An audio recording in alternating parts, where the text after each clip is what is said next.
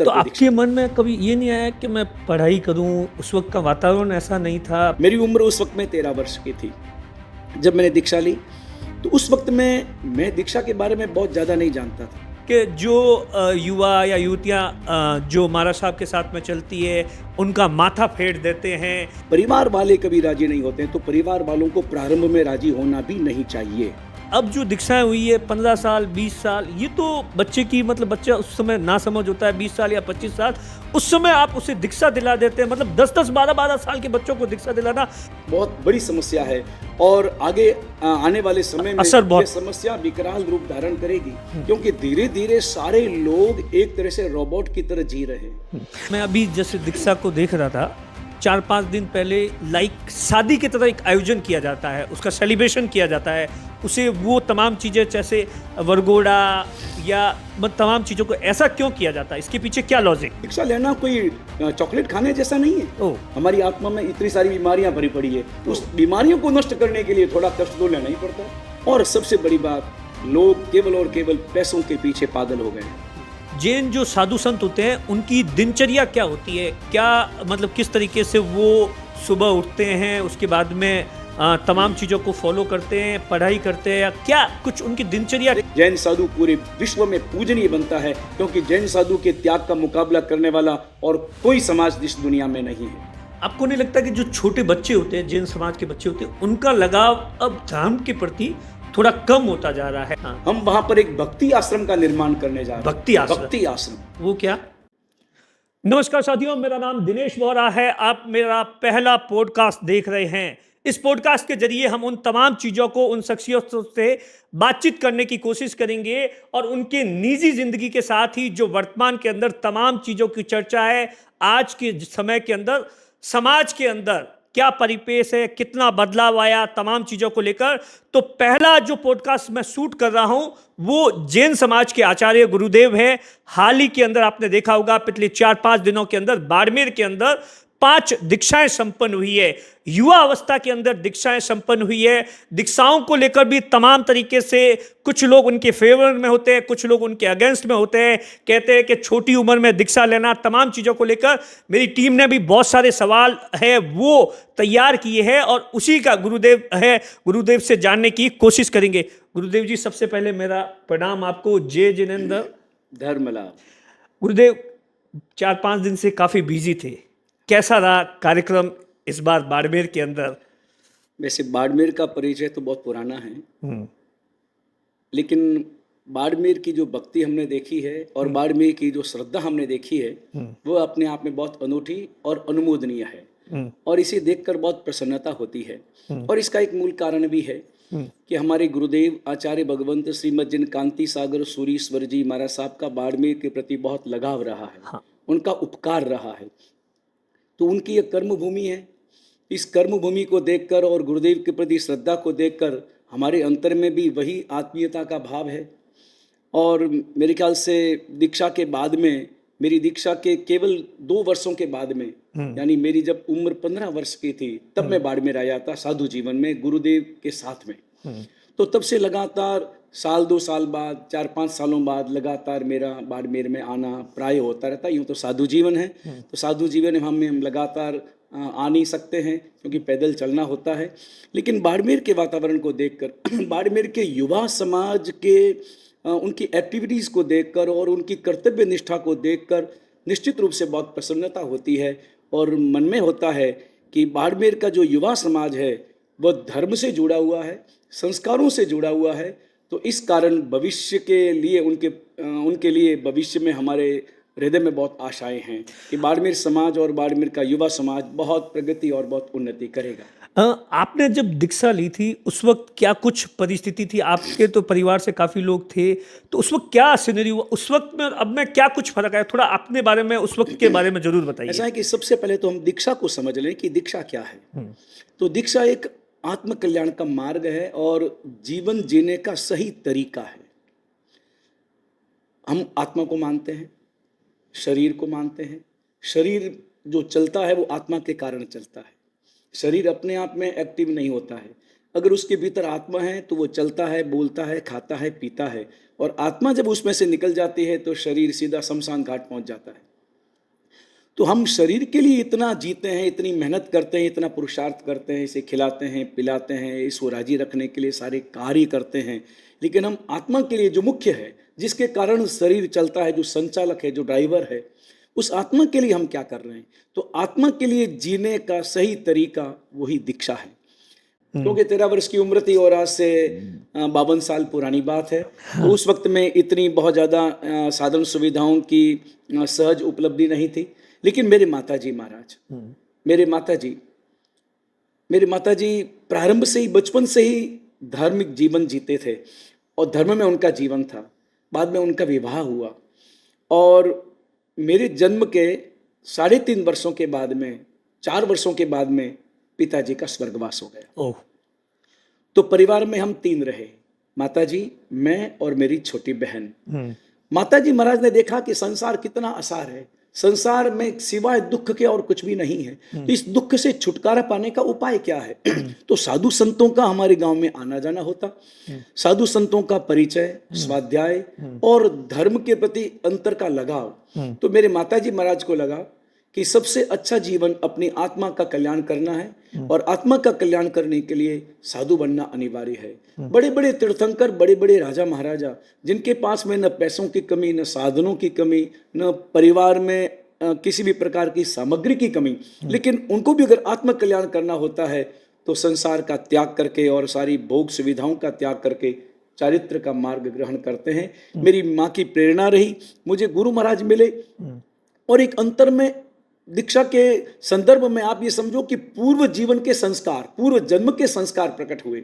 हर कोई बच्चा दीक्षा लेने की बात नहीं कर सकता, लेकिन पूर्व जन्म के जब संस्कार हो तो दीक्षा का भाव पैदा होता है। तो मेरे अंतर में भी आया कि यही जीवन जीना है, मेरे अंतर में भी, मेरी बहन के अंतर में भी और मेरी माँ के अंतर में भी। तो तीनों ने हमने एक साथ दीक्षा ली 23 जून 1973। तो आपके मन में कभी ये नहीं आया कि मैं पढ़ाई करूं? उस वक्त का वातावरण ऐसा नहीं था पढ़ाई के बारे में, क्योंकि आपके साथ जो लोग थे, आप मोकलसर या जहाँ कर भी, वहाँ वातावरण तो अलग होगा ना, तो उस वक्त आपके मन में ऐसा कुछ ख्याल नहीं आया? ऐसा है कि वातावरण कितना भी हो, लेकिन एक अंतर के जो भाव प्रकट होते हैं। और रही बात पढ़ाई की, तो दीक्षा लेने के बाद में तो पढ़ाई करना है और आज तक हम पढ़ाई कर रहे हैं, आज तक हमारा अध्ययन जारी है, स्वाध्याय जारी है। हम वर्तमान में साइंस में क्या हो रहा है, आधुनिक वातावरण में क्या हो रहा है, नई नई खोजें क्या है, उन सब के बारे में हम स्वाध्याय करते ही करते हैं और पढ़ाई करते ही करते हैं।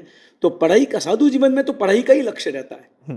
क्या फर्क उस वक्त और अब में? दीक्षा आपने जब दीक्षा ली थी उसके बाद में लगातार आप तमाम चीजों को मुझे ऐसा लगता है कि जो जो पंचम काल बढ़ता जा रहा है और जो जो आधुनिक सुविधाएं बढ़ती जा रही है, त्यों त्यों लोगों के हृदय में आधुनिक संसाधनों, आधुनिक वातावरण, इसके प्रति ऊब भी पैदा होती जा रही है। ऊब, हाँ, ऊब पैदा होता। तब आप देखें ना, आप इस वातावरण में, मोबाइल के वातावरण में, भौतिक वातावरण में, आज से 50 साल पहले इतने भौतिक साधन थे, भौतिक वातावरण थे, धार्मिक वातावरण थोड़ा ज्यादा रहा होगा, आज थोड़ा कम मालूम पड़ता है। लेकिन ऐसे वातावरण में प्रतिवर्ष जैन समाज में 2 से 2.5 हजार युवा दीक्षा लेते हैं और बड़े बड़े संपन्न लोग दीक्षा लेते हैं, करोड़ों रुपयों को छोड़ करके, भोगों को छोड़ करके, 25 वर्ष की उम्र में, 27 वर्ष की उम्र में संसार को अच्छी तरह से समझकर वो चारित्र ग्रहण करते हैं। तो निश्चित रूप से समझना चाहिए, भौतिक साधन आपको क्षणिक सुख दे सकते हैं, लेकिन आपको स्थायी शांति नहीं दे सकते। लेकिन गुरुदेव, लोग ये भी कहते हैं, दूसरे जो लोग हैं आपके जो दीक्षा या इन तमाम चीज़ों को लेकर विरोध करते हैं, वो ये कहते हैं कि जो युवा या युवतियाँ जो महाराज साहब के साथ में चलती है, उनका माथा फेर देते हैं या उनके दिमाग के अंदर ऐसा डाल देते हैं कि फिर वो घर परिवार में आकर इन तमाम चीज़ों को लेकर कहते हैं। घर परिवार वाले भी दीक्षा के लिए राजी नहीं होते। स्टार्टिंग में आप कभी भी देख लो, घर परिवार वाले इस चीज़ को एग्री नहीं करते हैं। तो उनके लिए क्या कुछ कहना चाहिए? ऐसा है कि पहली बात, अगर इस प्रकार का कोई मंत्र तंत्र हमारे पास में हो कि माथा फेर दे, तो सबसे पहले उन्हीं का ही माथा फेर दे। सबसे पहले उन्हीं के माथे पर डाल दिया जाता कि उनका ही माथा फेर जाए। ऐसा कोई मंत्र तंत्र होता नहीं इस दुनिया में। दूसरी बात, मंत्र तंत्र इस प्रकार का कभी उपयोग में स्वाभाविक रूप से नहीं आ सकता है कि कभी भी हम इस प्रकार का प्रयोग करें और कोई दीक्षा लेने के लिए तैयार हो जाएं। दूसरी बात, परिवार वाले कभी राजी नहीं होते हैं, तो परिवार वालों को प्रारंभ में राजी होना भी नहीं चाहिए। अच्छा, क्यों? परीक्षा, ओके, परीक्षा लेना जरूरी है। दीक्षा लेना कोई चॉकलेट खाने जैसा नहीं है। ओह, ये क्षणिक वातावरण नहीं है, ये जिंदगी भर का कार्य है। तो उसकी परीक्षा कैसे होगी, उसकी दृढ़ता की परीक्षा कैसे होगी? तो परिवार वालों को चाहिए कि पहले अच्छी तरह से परीक्षा लें, उसको फिल्म भी दिखाए, उसको साधु जीवन में जो कष्ट है उन कष्टों से उनको साक्षात्कार कराए और उनको बताए कि भौतिक साधन कैसे हैं। और फिर भी उसके हृदय में अगर वैराग्य रहता है और दीक्षा के भाव उसके रहते हैं तो निश्चित रूप से वो माता पिता उन्हें अनुमति देते हैं और अनुमति देते हुए अपने हृदय में धन्यता का अनुभव करते हैं। तो ऐसा नहीं हुआ, आपने अभी तक ऐसा बताया जाता है जैसे मेरी टीम ने रिसर्च की 100 से ज़्यादा दीक्षाएं करवाई, कभी ऐसा नहीं हुआ कि किसी ने दीक्षा बच्चे ने ले ली और उसके बाद उसके मन के अंदर कुछ और भाव आए? ऐसा कभी होता है? हो सकता है, कोई बड़ी बात नहीं है। अच्छा। ये तो पूर्व जन्मों के कर्मों का उदय होता है, तो किसी किसी के मन में भाव गिर भी जाता है। तो गिर जाता है तो हम स्वाभाविक रूप से देखो समझाने का प्रयास करना एक बहुत अलग चीज है, लेकिन तथापि अगर वो मान्य नहीं करता है तो वो गृहस्थ जीवन में आ सकता है, कोई इसमें अच्छा, ऐसा हाँ, ऐसी कोई पाबंदी नहीं है। लेकिन लोग ये कहते हैं कि साहब अब जो दीक्षाएं हुई है 15 साल 20 साल, ये तो बच्चे की मतलब बच्चा उस समय ना समझ होता है, 20 साल या 25 साल, उस समय आप उसे दीक्षा दिला देते हैं, मतलब 10-10 12-12 साल के बच्चों को दीक्षा दिलाना, तब वो समझता ही नहीं है कि हाँ क्या कुछ होता है, उसको आप लोग दीक्षा दिला देते हैं।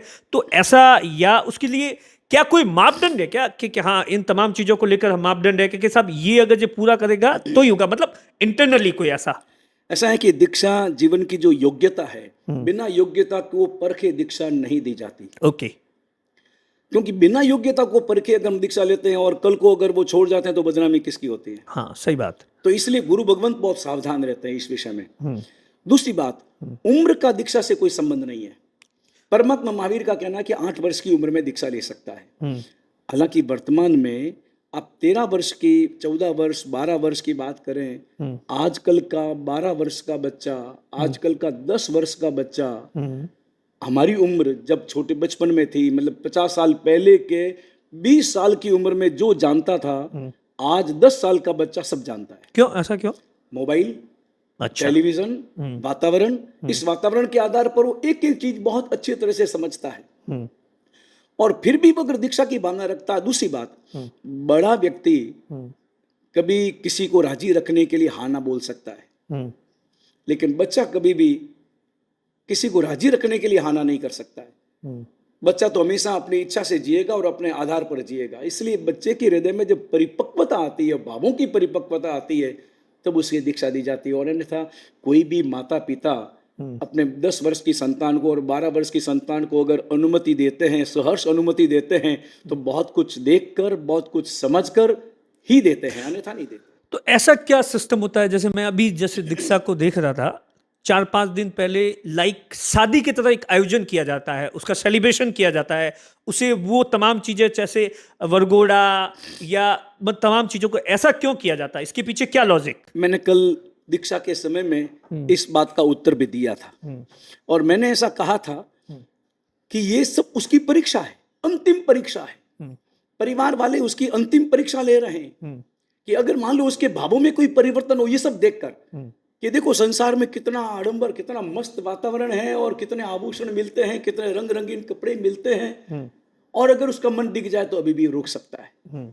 ये सब आखिरी तक, ये सब अंतिम समय तक उसकी परीक्षा ली जाती है और ये सब परीक्षाएं उसकी वरगोड़े निकले, बंदोले निकले और एक तरह का बहुमान, सम्मान, एक अद्भुत वातावरण, एकदम दुल्हे सा उनका वातावरण होता है। तो इसके पीछे ये अंतिम परीक्षा है, ताकि वो अगर परीक्षा में पास होता है तब वो स्टेज पर आता है और वो याचना करता है कि मुझे दीक्षा दीजिए। लेकिन मैंने इस पूरे सिस्टम को या समझने के लिए मैंने एक चीज देखी कि जब वो स्टेज पर जब दीक्षा होती है उससे चंद 1 घंटा भर पहले मैं देखता हूं कि उसके माँ बाप या उसके जो रिश्तेदार या अपन वहां तो हजारों लोग बैठे होते हैं, उनकी आंखों में भी आंसू आ जाते हैं, लेकिन उस शख्स के आंखों में आंसू नहीं आते हैं।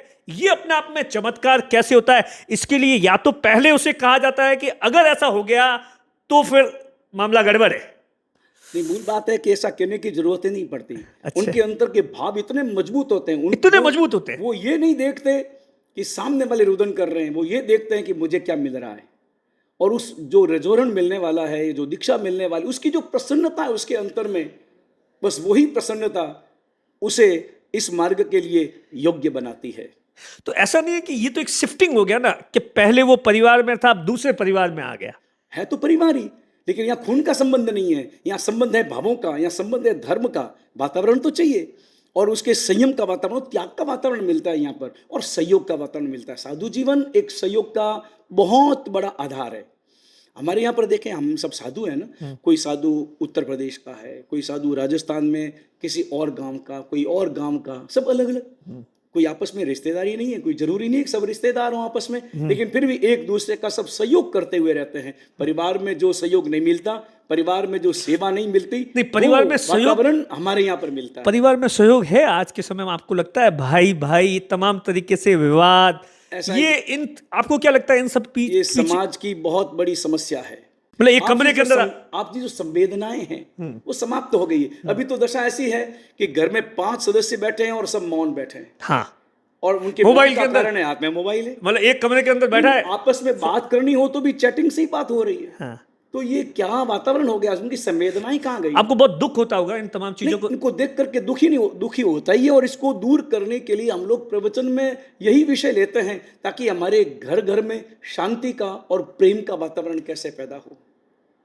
एक वो जमाना था जब गांव ढाणी शहर के अंदर है वो सब लोग मिलजुल कर रहते थे, और उसका असर ये होता था कि उन लोगों को 70 साल 80 साल बाद में टैबलेट की भी ज़रूरत नहीं पड़ती थी। लेकिन आज के समय में आपने देखा होगा कि किस तरीके से लोग, अपने माँ बाप होते हैं, उनका जो बच्चा होता है वो कहीं और रहता है। तो ये बीमारियों का आपको लगता है कि एक वजह ये, इसके पीछे अगर बहुत गहराई से हम सोचें तो सबसे बड़ा एक मूल कारण आ गया है कि हर व्यक्ति के अंदर में बहुत ज़्यादा स्वार्थ आ गया है और सेल्फिशनेस आ गया, और इतना स्वार्थ हो गया है कि उसके अंदर में अपने उपकारी जो माता पिता है, जो परिवार है, जो समाज है, उनके प्रति कर्तव्य निष्ठा को भी वो भूल गया है और अपने अंतर में केवल स्वार्थ बस गया है। इसके लिए जरूरी है कि वर्तमान में हम प्रारंभ से, बचपन से वातावरण, संस्कारों वाला वातावरण दें। है आपको लगता है? जरूरी है नहीं, इसलिए जरूरी है कि हमने स्कूलें तो बहुत बना दी, स्कूलों में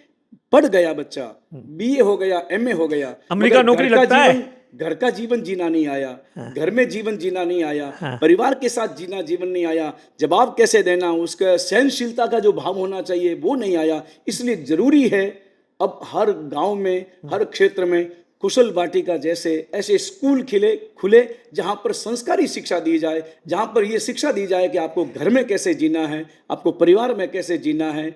और सबसे बड़ी बात, स्कूल में हम ये पढ़ाते हैं कि तुम्हें पास होना है, तुम्हें डिग्री लाना है, मगर ये भी सिखाया जाना चाहिए कि अगर तुम फेल हो जाओ तो तुम्हें कैसे जीना है।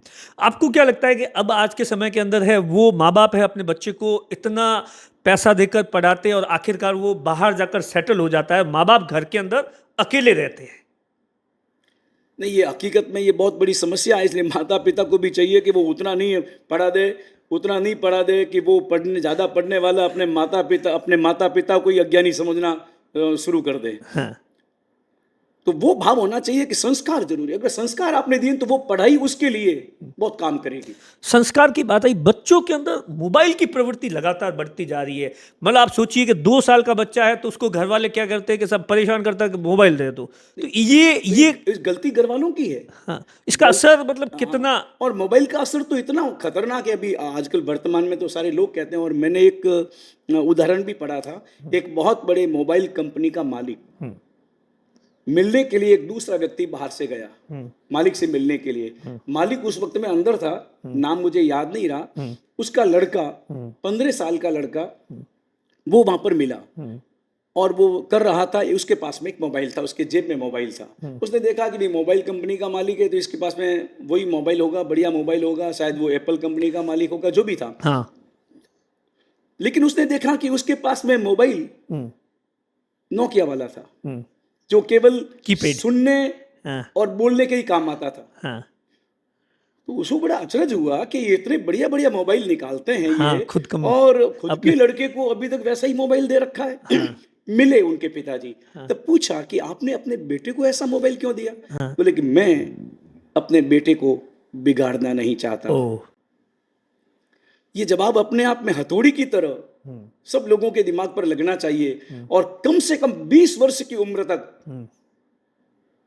18 वर्ष की उम्र में अपने यहाँ पर व्यक्ति मैच्योर हो जाता है, तो कम से कम 18 वर्ष की उम्र तक तो ये नियम हर माता पिता को लेना चाहिए कि मेरा बच्चा जब तक 18 वर्ष का न हो तब तक उसे सुनने देखने वाला मोबाइल नहीं दिया जाए।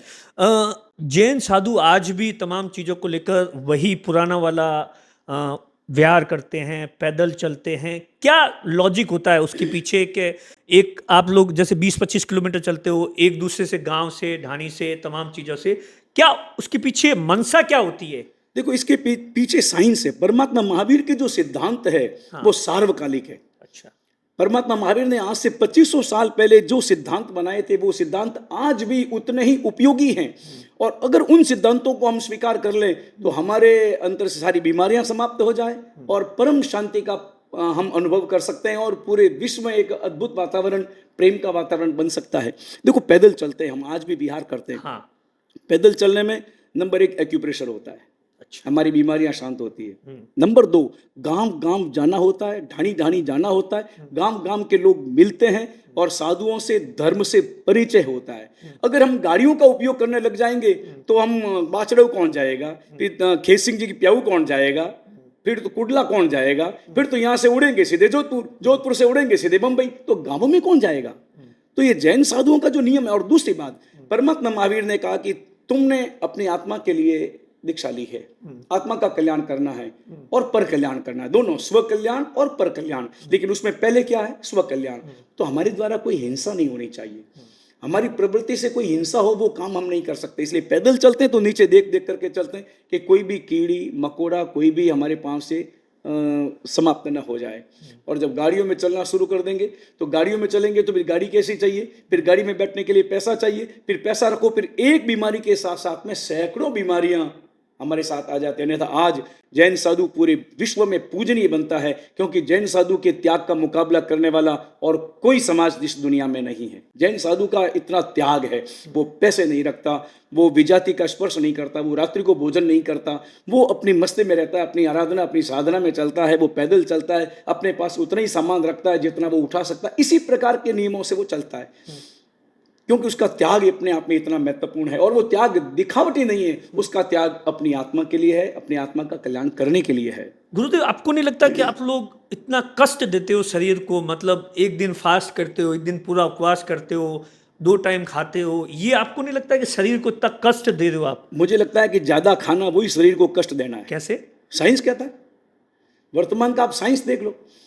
साइंस कहता है कि बहुत ज्यादा खाना शरीर को कष्ट देना है, बार बार दिन भर चढ़ते रहना है, तो पशुओं की जिंदगी हो गई। पशु भी इतना नहीं चढ़ता जितना 25-25, 30-30 दिन भूखे रहना, वो तो एक आत्म कल्याण के लक्ष्य से करते हैं।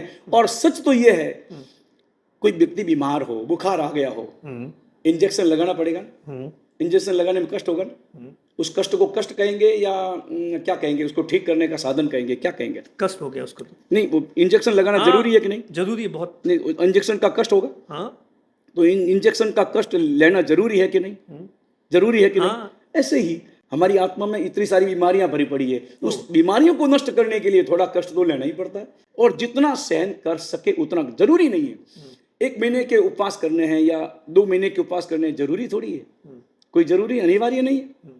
आपके शक्ति हो, आप में क्षमता हो तो करो, नहीं क्षमता है तो मत करो। अभी चलन बढ़ रहा है इन तमाम चीजों का। अभी जैसे कोविड के बाद तो इन सब चीजों का आपको बहुत खुशी हुई होगी कि उस वक्त जब कोरोना आया तो लोगों ने इन तमाम चीजों को कहा कि साहब जैन धर्म जो करता है ना कि साहब शाम को 6 बजे के बाद में खाना मत खाओ, लहसुन प्याज मत खाओ, गर्म पानी पियो, तमाम चीजों को लेकर उस वक्त बहुत ज्यादा चर्चाएं थी। सच तो यह है कि कोविड ने तो पूरे संसार को जैन बना दिया और जैन धर्म से परिचित करा दिया और जैन धर्म के सिद्धांतों की प्रतिष्ठा कर दी। और तो यही तो परमात्मा महावीर के 2500 साल पुराने संदेश हैं कि सर्वत्र जैन धर्म का अगर आप पालन करो तो परम शांति अपने हृदय में आती है। और सच तो यह है कि सभी धर्मों में वही सिद्धांत है, मानते नहीं है। सनातन धर्म में भी वही सिद्धांत है, कहीं रात को खाने का लिखा नहीं है। सनातन धर्म के सिद्धांत कहते हैं, सनातन धर्म के, जैन धर्म तो कहता ही है, सनातन धर्म कहता है कि रात को भोजन करना मांस खाने के बराबर है, रात को पानी पीना खून पीने के बराबर है। ये सनातन धर्म के सिद्धांत भी कहते हैं। और संत तुलसीदास जी ने भी लिखा है कि साधु चाले पहिया पहिया कीड़ी को बचाए के। साधु हमेशा पैदल चलता है और कीड़ी मकोड़े को बचा के चलता है। तो वही तो जैन धर्म के सिद्धांत है, कोई अंतर नहीं है। जैन धर्म का एक क्या मूल मंत्र है? जैन धर्म का मूल मंत्र अहिंसा है। अहिंसा। एक अहिंसा में सारे तत्व समाहित हो जाते हैं। अच्छा। अहिंसा स्थूल भी और सूक्ष्म भी। हाँ। अहिंसा का अर्थ होता है किसी भी प्राणी को मारना नहीं, किसी भी प्राणी को कष्ट देना नहीं, किसी भी प्राणी के हृदय को, उसके मन को चोट पहुंचे ऐसा तुम जबरदस्ती जानबूझ करके कोई कार्य करना नहीं। बस ये एक सिद्धांत अगर व्यक्ति स्वीकार कर लेता है तो निश्चित रूप से वह अपनी आत्मा का कल्याण आज के समय में लगता है अहिंसा परमो धर्म जो आप लोग जिस चीज को लेकर चल रहे हैं लगातार, वो कहीं ना कहीं इन तमाम चीजों को लोग भूलते जा रहे हैं इस बात को लेकर। मूल बात यही है कि लोग सब स्वार्थी हो गए हैं। अच्छा। उन्हें अहिंसा से कोई लेना देना नहीं है, उन्हें धर्म से भी कोई लेना देना नहीं, उन्हें सत्य से भी कोई लेना देना नहीं। उनका स्वार्थ अगर पूर्ण होता है, और सबसे बड़ी बात, लोग केवल और केवल पैसों के पीछे पागल हो गए। पैसों की मूल्यवत्ता खत्म हो गई है, लेकिन पैसों के पीछे लोग पागल हो रहे हैं, और पैसों को प्राप्त करने के लिए कुछ भी करने के लिए वो तैयार हो जाते हैं। अपने जीवन को एक तरह से नष्ट कर लेते हैं, अपने जीवन मूल्यों को नष्ट कर लेते हैं। और वही सबसे बड़ी समस्या है। समझाना है कि हमारे जीवन में हमारी आत्मा का मूल्य क्या है, हमारे जीवन का मूल्य क्या है। जीवन का मूल्य अगर व्यक्ति जो समझ लेता है, सच तो यह है कि धन जीवन के लिए है या जीवन धन के लिए है। पैसों की बात आई तो मुझे किसी ने कहा था कि गुरुदेव से एक सवाल जरूर पूछना कि इतना पैसा क्यों खर्च किया जाता है तमाम चीज़ों पर, चाहे वो चातुर्मास हो, करोड़ों रुपए खर्च किए जाते हैं, दीक्षा हो, लाखों रुपए खर्च किए जाते हैं, तो इसके पीछे क्या मेंटेलिटी क्या होती है? ऐसा है कि ये अनावश्यक खर्च तो होना ही नहीं चाहिए, चाहे वो चातुर्मास हो, चाहे वो दीक्षा का कार्यक्रम हो। लेकिन जो आवश्यक खर्च है वो तो स्वाभाविक रूप से व्यक्ति को करना ही पड़ता है। कि जैसे इतने लोग अगर इकट्ठे होंगे तो उनको भोजन तो करना ही पड़ेगा, और भोजन का खर्च तो करना ही पड़ेगा। चाहे वो अपने घर पे करेंगे तभी भोजन का खर्च होगा, यहाँ होगा तो भी भोजन का खर्च होगा। तो एक आवश्यक खर्च जो है वो स्वाभाविक रूप से करना ही पड़ता है। अन्यथा आडंबरों से तो जितना हमें मुक्ति मिले उतना ही अच्छा है, और धर्म तभी वो ज़्यादा उपयोगी बनेगा। जैन साधुओं के मन में नहीं आता कि जैसे बाकी जो समाज है तमाम, उनके जो साधु संत है आजकल फॉर्च्यूनर, स्कॉर्पियो, बड़ी बड़ी कार गाड़ियों के अंदर जाते हैं, बड़ा सा मोबाइल वोबाइल रखते हैं, ये वगैरह वगैरह, आप लोगों के कभी मन में नहीं आया आपने? यहाँ उसी को ही आडंबर कहा जाता है। और अगर ग्रहण कर लेंगे तो साधु जीवन की महत्ता और जैन मुनि की महत्ता समाप्त हो जाएगी। उसमें कितनी हिंसा है, और उसमें कितना अंतर का उस प्रकार का भाव, आसक्ति का भाव रहता है, ये मेरा है, ये मेरा है। तो साधु के लिए तो कहा गया है कि साधु अगर उसके सामने दो प्रकार की पेन हो और कोई व्यक्ति अर्पण करता है, एक पेन 500 रुपए की है और एक पेन 5 रुपए की है, तो साधु हमेशा 5 रुपए वाली पेन को ग्रहण करेगा, आसक्ति न हो। अच्छा। अब आपको भी देख लीजिए, आपके पास में अगर दो पेन हैं, एक पेन 5000 की है और एक पेन 100 रुपए की है, एक पेन 5000 की, एक पेन 100 रुपए की। सामने वाले ने, किसी ने मांगी पेन आपसे, कौन सी पेन देंगे आप? मैं 100 रुपए वाली दूंगा, 5000 तो आप क्यों 5000 वाली क्यों नहीं? उसके प्रति मोह है, ममत्व है, आसक्ति है। तो यही भाव, क्योंकि ये तो हृदय के भाव है ना, तो साधु के हृदय में भी ये भाव कभी पैदा हो सकते हैं कि इतनी मूल्यवान है, उसको अंदर रखो, वो रखो। तो आसक्ति हो गई, और आसक्ति कर्म बंधन का कारण है, और वो कर्म बंधन हमको दुर्गति में ले जाती है। जैन जिस तरीके से, जैनों की जो संख्या है वो देश के अंदर, पूरे विश्व के अंदर है, वो लगातार कम होती जा रही है। क्या लगता है उसकी क्या बड़ी वजह है, और आप समाज के लोगों को क्या मैसेज देना चाहते हो? क्योंकि आज के समय में तो लोग एक बच्चा कर ही स्टॉप कर देते, पहले 4 होते थे, 5 होते थे, तमाम चीज़ों, क्या वजह लगती है? ऐसा है कि जैनों की जो संख्या है वो दिनों दिन कम होती जा रही है, ये चिंता का विषय तो है ही, स्वाभाविक है। लेकिन फिर भी हम ये प्रेरणा नहीं दे सकते हैं कि आप ज़्यादा से ज़्यादा संतान उत्पन्न करें। ये हम प्रेरणा, साधु जीवन की मर्यादा है हमारी, हम ये प्रेरणा नहीं दे सकते हैं। लेकिन हम ये कह सकते हैं कि ज़्यादा से ज़्यादा जैन धर्म का प्रचार करो, ताकि हम ये मानते हैं कि लोग जैन बने न बने, लेकिन जैन आचरण जरूर उनका होना चाहिए। क्या होगा उससे? जैन आचरण मतलब उनका खान पान जैनों का हो। अच्छा। खान पान जैनों का होने का मतलब उनका खान पान शुद्ध हो, रात्रि भोजन का त्याग हो, उनका अपना जीवन संस्कारी बने, तो सब जैन ही है ना।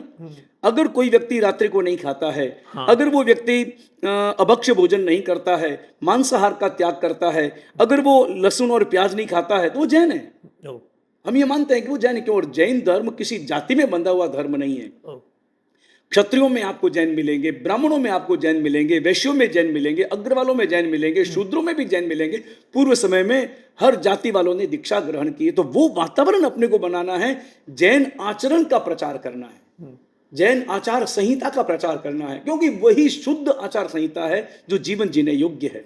आप इतने प्रवचन देते हैं, तमाम जितने भी लोग आते हैं आपसे मिलते हैं जुलते हैं, तमाम जो साध्वी जी होते हैं, क्या एक इंटेंशन रहता है कि साहब उन्हें इस तमाम चीज़ों को लेकर उनसे ये पूछा जाता है मंदिर जाते हुए या नहीं, क्या मैसेज देने की कोशिश की देखो, जाती है? ये एक प्रारंभिक है कि व्यक्ति का जुड़ाव कैसे धर्म के मार्ग की ओर, संस्कारों के मार्ग की ओर चले। तो प्रारंभिक प्रश्न तो यही होंगे कि भाई मंदिर जाता है, फिर बाद में उससे समझाया जाता है कि जीवन कैसे जीना है और अपने परिवार के साथ में कैसे जीना है। तो ये एक प्रकार का रास्ता है, उस रास्ते पर चल करके ही हमें मंजिल, धर्म की मंजिल जो है वो मिल सकती है। नवकार मंत्र इतना पावरफुल होता है या क्या, इसके पीछे क्या होता है नवकार मंत्र के नवकार अंदर? महामंत्र, उसकी जो प्रति श्रद्धा है वो उसे पावरफुल बनाती है। अच्छा, श्रद्धा। हाँ, क्योंकि नवकार महामंत्र का जो अर्थ है वो किसी भी धर्म से संबंधित नहीं है, किसी भी व्यक्ति से संबंधित नहीं है। नवकार महामंत्र में हम केवल उनको नमस्कार करते हैं। किनको नमस्कार करते हैं? जो तीर्थंकर बन गए, जो सिद्ध हो गए, जो आचार्य बन गए, जो 36 गुणों का पालन करते हैं, जो साधु जीवन का पालन करते हैं।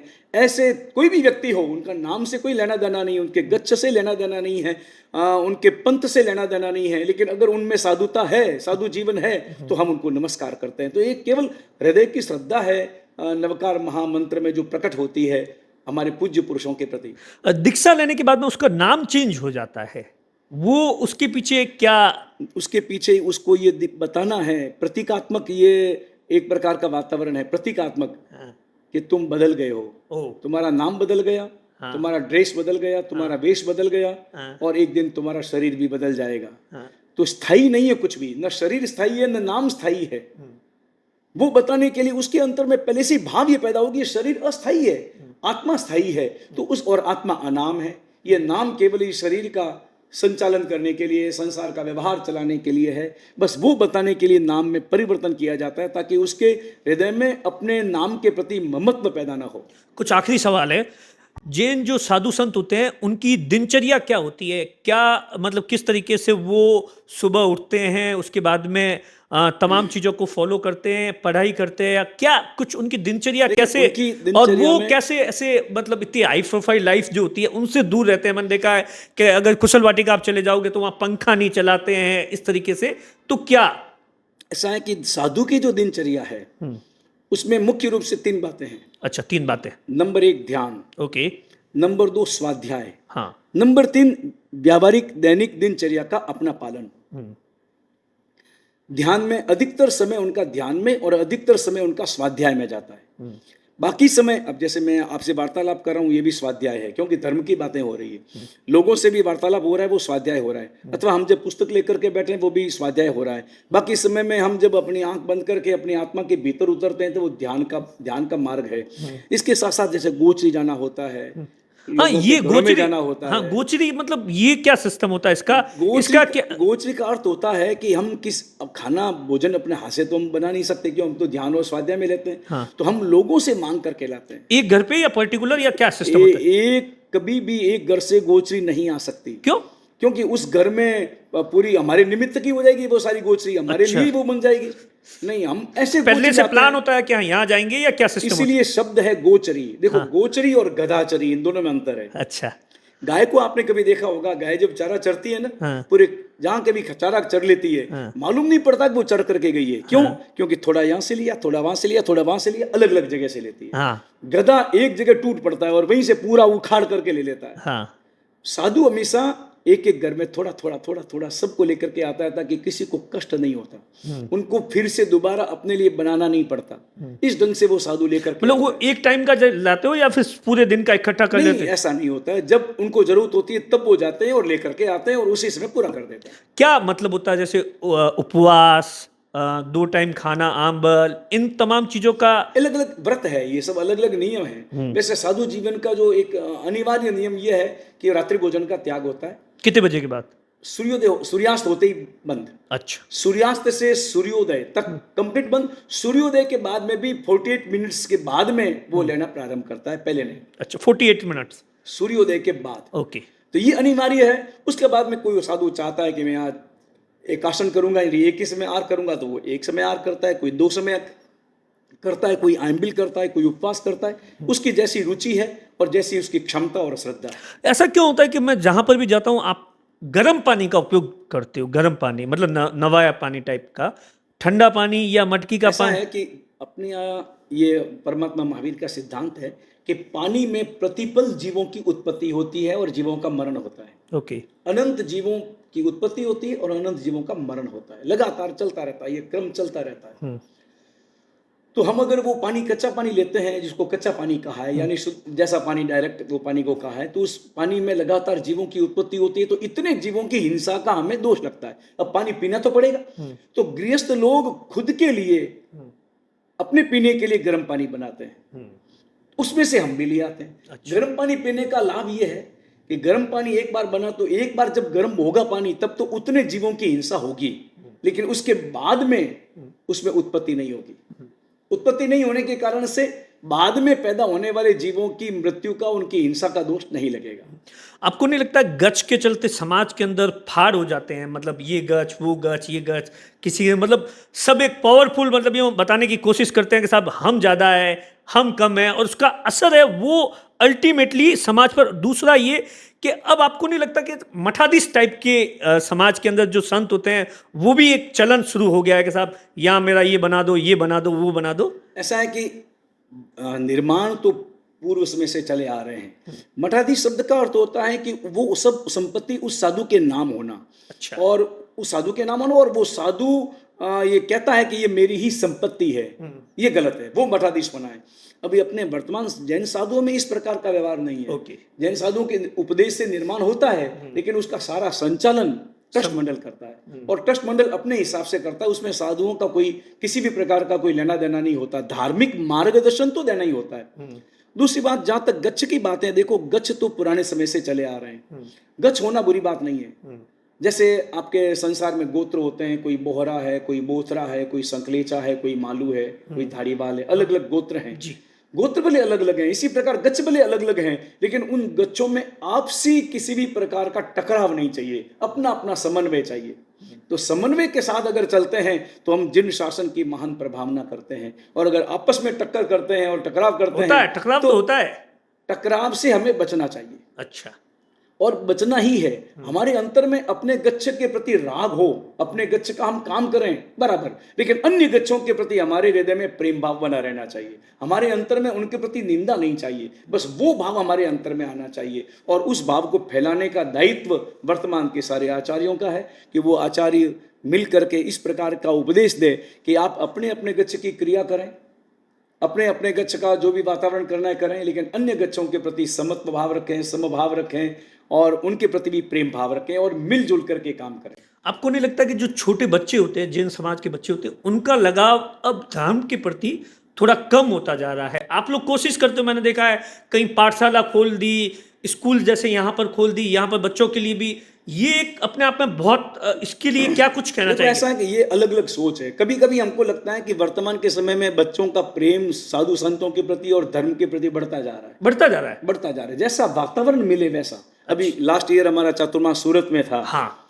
तो सूरत में अधिकतर व्याख्यान में आने वाले सब युवा समाज, काम करने वाला सारा युवा समाज, और सब धर्म से जुड़े हुए, और कितनी कितनी तपश्चर्या करने वाला युवा समाज। तो धर्म के प्रति लगाव बढ़ता, वातावरण की जरूरत है। जैसा वातावरण व्यक्ति को मिलता है, उस वातावरण के अनुसार व्यक्ति ढलता है। तो बचपन से ही अगर धर्म का वातावरण मिलता है तो व्यक्ति स्वाभाविक रूप से बड़ा होकर के भी धर्म से ओतप्रोत रहता है। कितना दुख होता है कि जब आप सुनते हो कि देश के अंदर, समाज के अंदर है वो वृद्धाश्रम खुल रहे हैं, माता पिता को मतलब जो उनके बीच में जो बच्चे होते हैं वो वृद्धाश्रम में छोड़ देते हैं।